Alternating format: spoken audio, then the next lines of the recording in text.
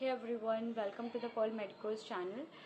अभी हाल में ही नीट 2025 का रिज़ल्ट आया तो बहुत सारे बच्चों ने तो रिज़ल्ट से पहले ही डिसाइड कर लिया होता है कि वो ड्रॉप लेंगे कि नहीं लेंगे।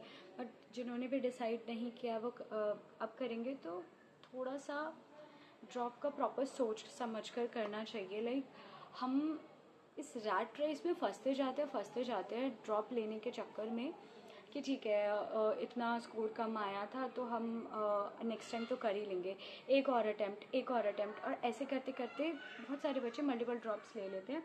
तो उस चीज़ से भी हमें डील करना है कि क्या ये सही रहेगा। लाइक अगर आपके एक ड्रॉप हुआ है और आप चाह रहे हो कि सेकेंड ड्रॉप ले और आपके पेरेंट्स अग्री कर रहे हैं, आपकी मेंटल हेल्थ ख़राब नहीं होगी, आप पूरे मेंटली प्रिपेयर हो उस ड्रॉप फेज़ को वापस से फील करने के लिए, वापस से सब कुछ हैंडल करने के लिए, तो आपको ड्रॉप लेना चाहिए।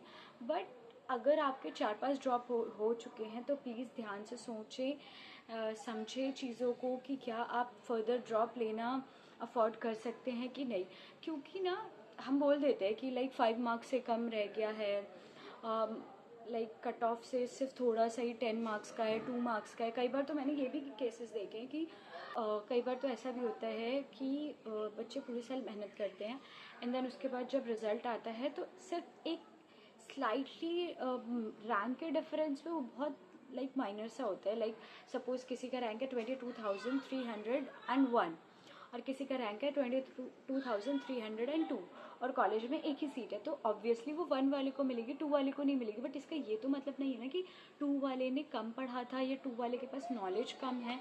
वो ऐसी चीज़ें लाइक लक में होती है कि हमें मिलना होता है तो मिल जाता है, नहीं मिलना होता तो नहीं मिलता। तो मैं बस ये कहना चाह रही हूँ कि 4-5 ड्रॉप्स हो चुके हैं तो प्लीज़ ध्यान से सोच समझ के लेना कि क्या पूरा साल हमें वापस से ड्रॉप लेना चाहिए या फिर हाँ, आप पार्शियल ड्रॉप भी सोच सकते हो। लाइक आप कुछ और परस्यू कर लो और फिर उस पार्शियल ड्रॉप को कंटिन्यू करो और फिर आप एक ट्राई दे सकते हो। जिनके ज़्यादा ड्रॉप्स हो गए उनके लिए एक ट्राई दे सकते हो कि अगर हो गया तो ठीक है, अदरवाइज़ आपके पास कुछ ना कुछ तो होगा। बट जो पार्शियल ड्रॉप है वो भी सोच समझ के लेना, क्योंकि वो भी इतना ईजी नहीं होता है, हेक्टिक हो जाता है। पर अगर आप ड्रॉप लेना चाहते हैं ना तो पूरा सोचिए कि ड्रॉप लेने टाइम पे हम सिर्फ ये सोचते हैं कि मेरा 5 मार्क्स से रह गया, 10 मार्क्स से रह गया, मैं नेक्स्ट ईयर निकालूंगी।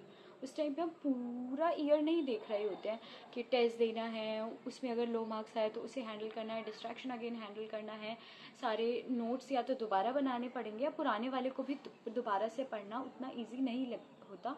और कई बार तो ये होता है कि हमें सेम टॉपिक को पढ़ने में भी उतना ज़्यादा इंटरेस्ट नहीं आता, या फिर सेम टॉपिक हम पढ़ तो चुके हैं पहले, अब हमें उसमें ज़्यादा लाइक 90% आता है, 10% नहीं आता। तो 10% के लिए हमें उसे और डीपली पढ़ना पड़ेगा, नए डाउट्स क्रिएट करने पड़ेंगे।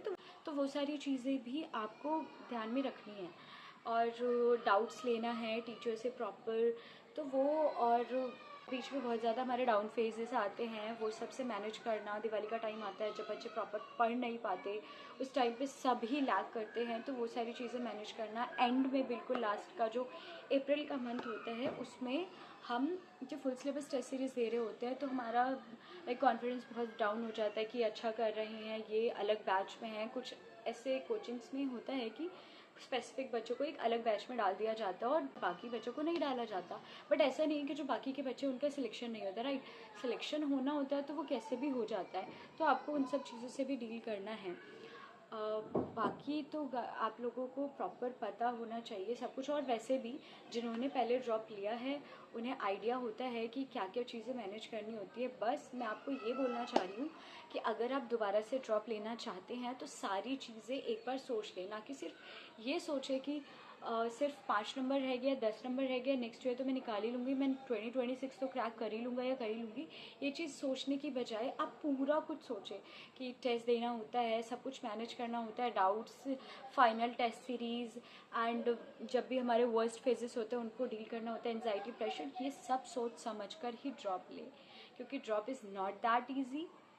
ये नहीं है कि सिर्फ लिया वो इस चीज़ें पढ़नी और पढ़ लिया, ऐसा कुछ नहीं होता। बहुत सारी चीज़ें मैनेज करनी होती है। जिन्होंने लिया उनको पता है, जिन्होंने नहीं लिया वो अपने 11th-12th के फेज़ को सोचे समझे और सोचें कि जो चीज़ उन्होंने 11th में अलग पढ़ी है, 12th में अलग पढ़ी है, उन्हें अब एक साथ 1 साल में मैनेज करनी है। तो और प्लीज़ गाइज, ड्रॉप के लिए अपने टीचर से बात करें, पेरेंट्स से बात करें, फिर ही ड्रॉप लें। Okay, thank you guys for watching, bye bye.